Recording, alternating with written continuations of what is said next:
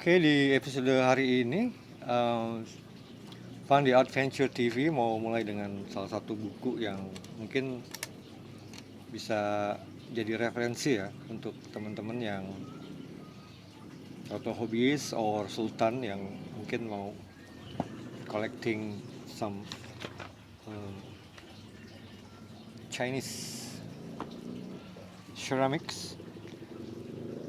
Okay, Chinese Ceramic Ming Dynasty, very interesting one. This is very colorful one ya. Jadi bukunya sangat uh, bagus untuk referensi untuk para kolektor yang mungkin ingin memiliki produk atau referensi tentang ini dalam bahasa Cina sih, tapi yang referensi yang paling baik yang kita bisa lihat bahwa di buku ini kita akan lihat sampel beberapa porselen yang punya value ya di market. Karena kita tahu harga porselen di pasaran auction dunia di Christie atau di Sotheby itu sangat magnificent ya harganya ya, sangat very high price. But anyway, di fragment aja mereka masih coba untuk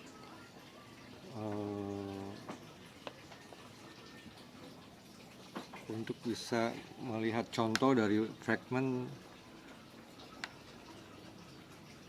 yang mungkin tersisa dari tapi beberapa sampel di sini kita bisa lihat beberapa Chinese porcelain yang kita bahas satu-satu deh.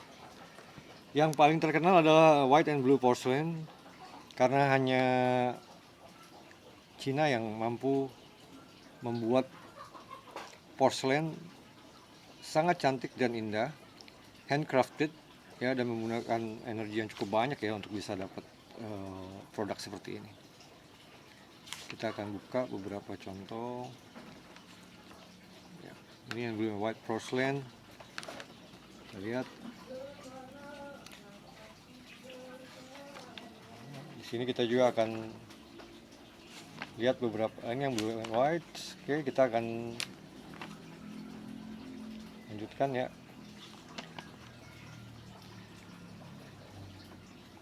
Biasanya setiap produk porselen yang dibuat pada masa itu memiliki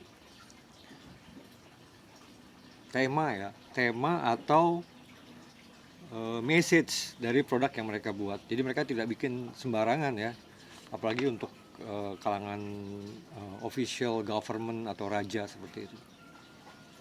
Jadi kalau teman-teman punya produk seperti ini, dan beberapa dari Chinese porcelain ini karena kualitas yang sangat baik, biasanya mereka atau kita mengira bahwa produk ini baru, tapi sebenarnya tidak. Mungkin perlu waktu yang lama untuk mempelajari setiap produk karena could be a millions item that available. Saya dari informasi yang saya terima dari beberapa sumber bahwa penemuan porselen dari Cina itu terakhir ditemukan di yang paling besar itu di sekitar Bangka Belitung ya, Kepulauan Bangka Belitung. Seperti itu. Maaf ya ada suara tukang dagang di belakang, tapi nggak apa-apa lah. Kita lanjut aja. Kalian lihat karakternya. Mungkin nanti saya akan masukkan, kalian bisa translating aja nanti. Karena ini semua dalam bahasa Cina. Ini adalah sampel-sampel yang mereka ambil dari museum biasanya. Ya, kalian bisa perhatikan di sini.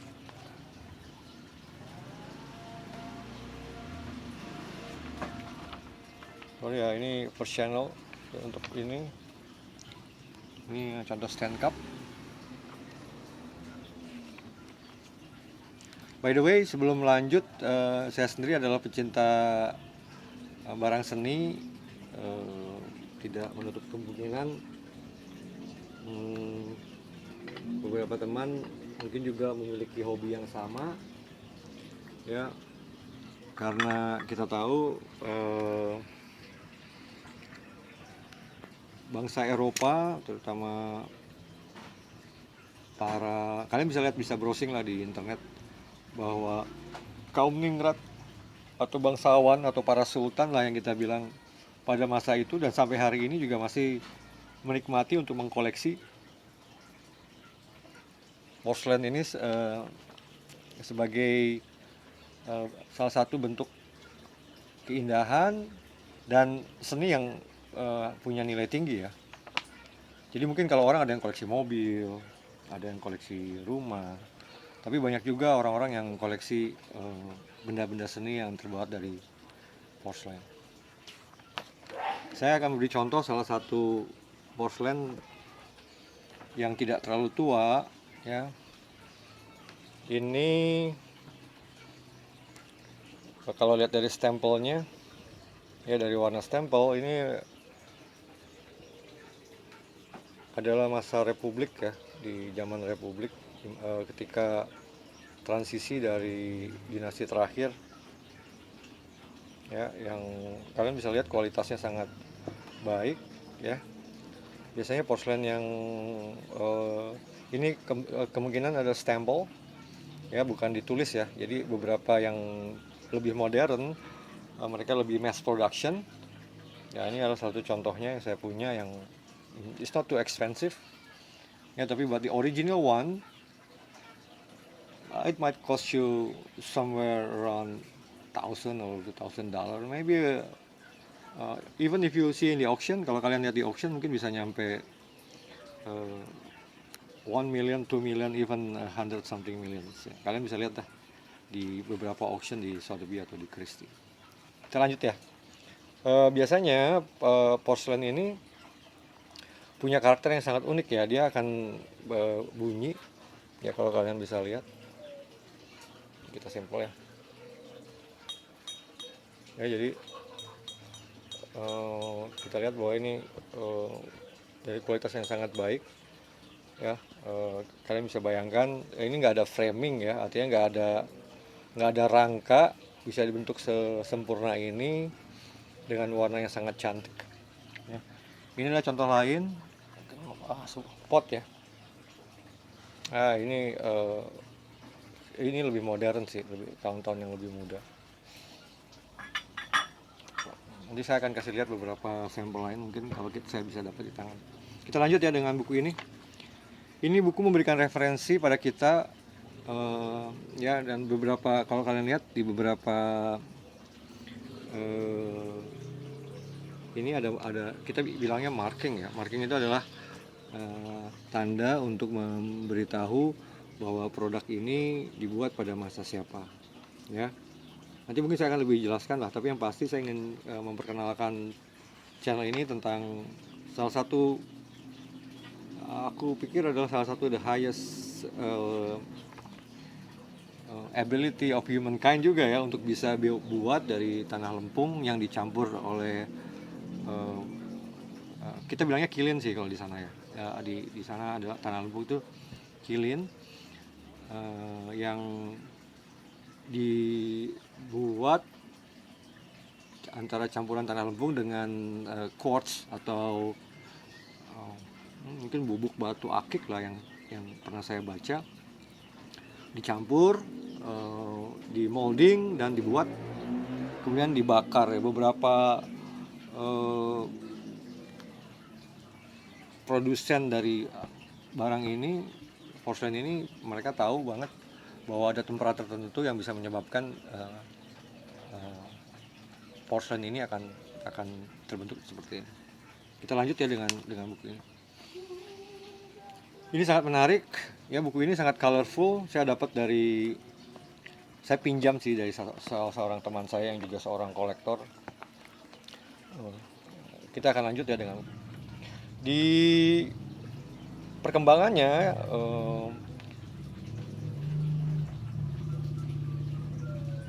Warna biru adalah dari cobalt ya, salah satu mineral yang sebenarnya di Cina sendiri sangat kurang. Mereka makanya import dari Persia pada saat itu. Dan correct me if I'm wrong, it's a very expensive one at that time. Jadi mereka trading zaman dulu itu, mereka mencoba menukar hasil alam seperti sutra, mungkin emas atau perak dan sebagainya, tukar dengan produk lain yang mereka tidak miliki. Beberapa kaisar di Cina sendiri, beberapa sampai pada masa keemasan di mana desainnya lebih variatif dengan warna yang lebih menarik seperti yang saya lihat di sini. Ya, mereka lebih colorful dengan kombinasi warna yang lebih cantik. Tapi pada awalnya mereka hanya buat either blue and white porcelain atau just plain dengan sedikit dekorasi yang sangat simple. Tapi pada masa Ming Dynasty, ya, pada periode itu dengan beberapa raja ya, jadi Ming periode itu dia juga punya beberapa raja yang running the empire ya, untuk buat seperti ini. Kita lihat ya detailnya. Ini sangat unik ya, karena mereka butuh ketekunan ya untuk bikin detail gambar dan sebagainya. Ya, biasanya untuk raja mereka khusus untuk government ya, official government, mereka biasanya buat dengan karakter naga atau burung hong. Ya, jadi kalian lihat di sini, sejauh yang saya tahu bahwa kalau kalian lihat seperti ini tandanya bahwa kalau five claws itu di era Ming ya, artinya di era Ming Dynasty. Jadi kita tahu bahwa five claw itu, dan untuk raja yang di periode sebelumnya di Yuan atau yang lebih tua lagi itu biasanya claw-nya hanya 3. Lanjut ya, ini masih blue and white porcelain, dan ini adalah salah satu bentuk karakter atau marking ya. Nanti saya coba, kalian bisa lihat deh kita ini di periodenya siapa, nanti kita coba bahas ya di lanjutannya ya. Dalam Ming periode tapi rajanya siapa, biasanya ini informasi yang diberikan di porcelain ini. Selanjutnya mungkin saya mau berbagi sama teman-teman bahwa referensi untuk beli porcelain, pastikan bahwa porcelain itu tidak ada cacat ya, nggak ada retak atau gompel atau ketidaksempurnaan ya, kecuali ya memang barang itu benar-benar sangat rare ya, sangat langka. Some collector doesn't mind ya, mereka nggak peduli dengan kondisi seperti itu ya. Mereka yang pasti bukan repair atau hasil diperbaiki atau kopian ya, karena di era sekarang banyak sekali yang membuat porcelain dari generasi atau zaman dulu untuk dibuat kopinya seperti seolah-olah itu tua, dan biasanya mereka mengkopi itu untuk dijual dengan harga yang lebih affordable ya. Tapi jadi kalian mesti tahu ya. Kita lanjut dari sini, ada beberapa yang mulai colorful ya, ada warna merah, ada biru ya, yang dan kalian juga lihat di sini bahwa pada masa itu kita tahu bahwa mereka sudah mulai melakukan barter ya. Jadi mereka juga import. Jadi beberapa produk di sini ada karakter Arabik sepertinya ya, kalian bisa lihat ya, tetap ada marking juga di sini.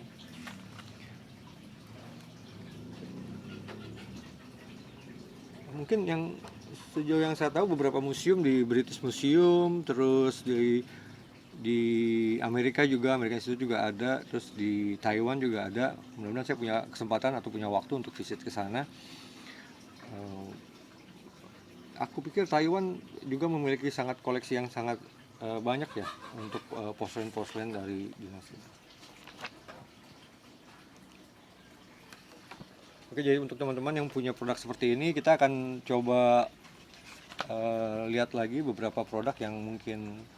Buku ini sekitar totalnya ada sekitar 500 halaman ya, 547 halaman. Ini untuk para kolektor ya yang mungkin hobi untuk menyimpan barang-barang seni terbuat dari porselen, bisa cari buku ini ya. Mungkin udah sangat jarang, tapi mungkin kalian bisa browsing di eBay atau di eh, marketplace untuk lihat ini. Kebetulan saya dapat pinjam dari teman ini. Ya, kalian bisa lihat detailnya. Ya, bentuknya beragam ya. Ada yang stand cup, ya. Ada yang cuma cup saja untuk minum teh biasanya. Ya, ukurannya ini tidak terlalu besar. Nanti mungkin saya akan coba sampling beberapa contoh yang real untuk teman-teman belajar tahu. Nah, ini di beberapa periode kalian bisa lihat bahwa ini ada salah satu objek yang porselen yang punya warna sangat sangat indah ya. Ada merah, teman-teman lihat di sini ada merah, ada kuning, ada hijau ya. Kalian bisa bayangkan bahwa ini dibuat, digambar, kemudian masuk dalam proses pembakaran hingga gambar ini wujud seperti ini ya. Saya pikir ini sangat satu keahlian atau skill yang sangat luar biasa ya. Dan biasanya pada zaman itu mereka menggunakannya sebagai untuk keperluan sehari-hari ya, untuk keperluan minum teh, untuk makan, ada untuk basuh kaki, ada juga untuk bantal ya. Saya coba cari di sini, mudah-mudahan ada contoh bantal yang terbuat dari porselen ya. Mungkin teman-teman belum pernah tahu atau belum pernah lihat, tapi coba saya lihat di sini, mungkin di buku ini ada. Ya. Lebih colorful. Ini adalah beberapa contoh dengan marking tertentu. Ya.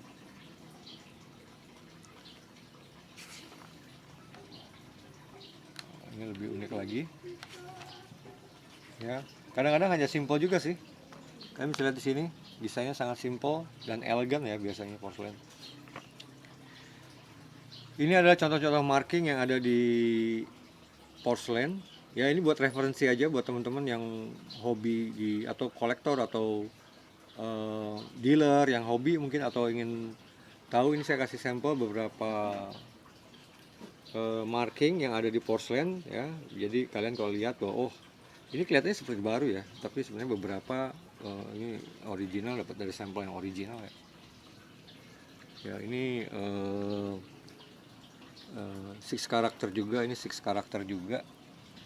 Ini six karakter juga.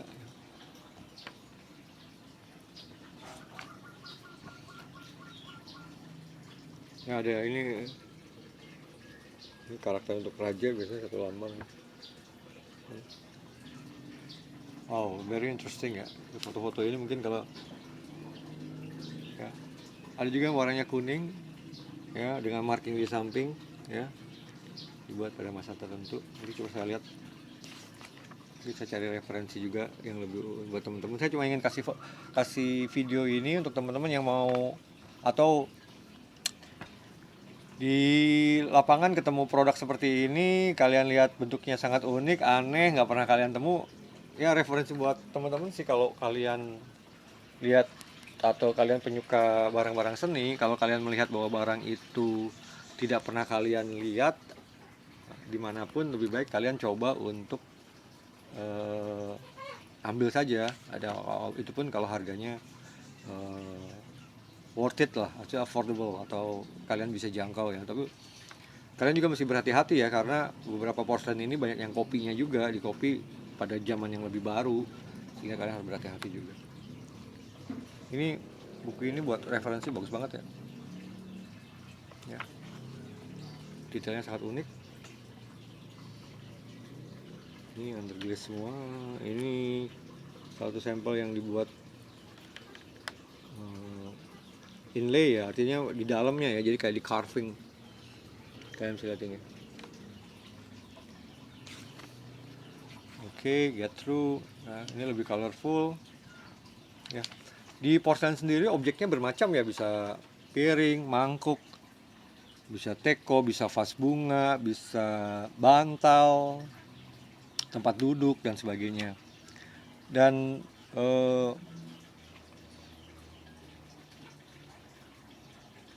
tetap pada untuk kolektor-kolektor tertentu mereka lebih suka porselen dengan warna biru dan putih. Ya mungkin karena eksotisme pada saat itu bahwa warna itu sangat sangat langka dan susah untuk didapat pada masanya.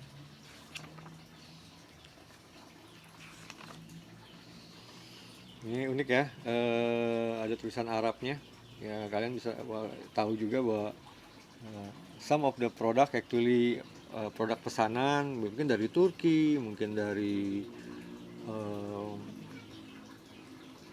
Middle East lah ya, Persia mungkin mereka juga. Padahal pada zaman itu Eropa belum punya kemampuan yang maksimal untuk bikin porselen sebagus Cina pada saat itu, ya bangsa Tiongkok ya.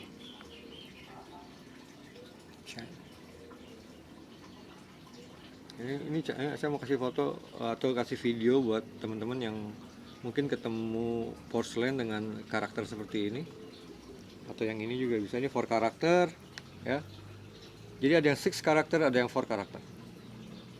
Ini 6 karakter. Lanjut ya. Buat referensi aja sih ini. Bahasanya saya nggak bisa translate ya. Ini biar saya cuma ingin kasih foto, gambar, bentuk yang mungkin buat referensi buat teman-teman yang hobiis di porselen. Ya. Sangat cantik, sangat indah. Ini ada yang yellow glaze.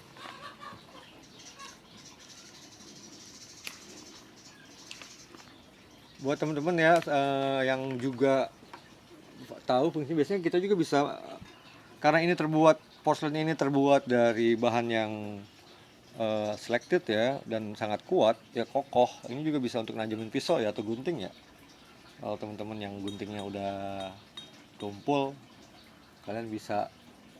Nah, saya mau kasih sampel ya, ini just a sample mungkin, tapi jangan pakai porselen yang mahal ya, pakai porselen yang murah aja, yang mungkin mugs yang umum kalian bisa tajemin ya. Ini saya kasih contoh aja, kasih yang bulan ya, kalian bisa najemin dengan kayak kita ngegunting kertas di ya. Ini ngasah bisa begini nih, karena part of the porcelain itu terbuat dari batu alam ya, dari quartz ya. Yang ini kalian bisa gunting, kalian akan lebih tajam. Nanti akan saya kasih. Kalian bisa cobalah di rumah ya, kalian bisa coba gunting, kalian coba gunting porselennya untuk ngasah. Kita lanjut ya. Masih 100 more pages, kita skip aja. Ini yang 4 karakter juga ya. Ini ada yang sangat cantik ini. Lebarnya hanya 6,5 meter saja. Ini ada guci juga dengan tutup dengan karakter ikan ya. Stempel ada yang bulat, ada yang kotak ya. Jadi kalian teman-teman yang hobi ya, teman-teman bisa lihat tuh karakternya seperti itu. Ini contoh porselennya ini. Salah satu artis yang hobi porselen yang pernah saya lihat di salah satu channel YouTube-nya adalah penyanyi legendaris Yuni Shara ya. Kalau kalian bisa cek channel YouTube-nya deh. Dia punya koleksi yang cukup baik ya, sangat variabel dan merupakan dekorasi. Dan mungkin juga untuk teman-teman yang pemerhati produk porselen, di para petinggi negara, di istana negara atau di rumah-rumah menteri juga mereka koleksi barang seperti ini. Jadi ini salah satu identitas pada masa itu dan masa sekarang sebenarnya, bahwa porselen dengan produk yang masa tertentu punya nilai yang sangat tinggi ya. Kalau nggak salah terakhir saya dengar atau saya baca dan saya lihat di YouTube itu reaching hampir 100 something, 300 something a million US dollars for a single porcelain ya.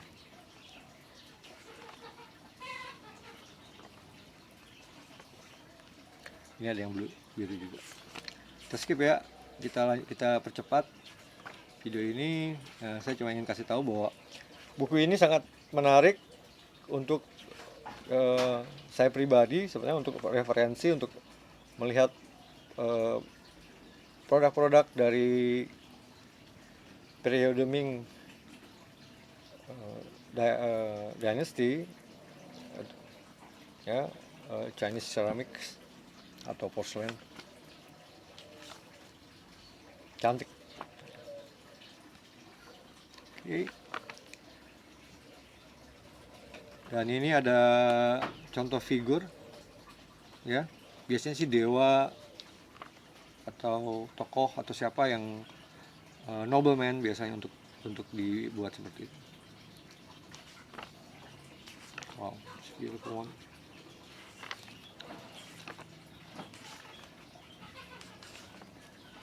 Alright. Ya, ini untuk lilin.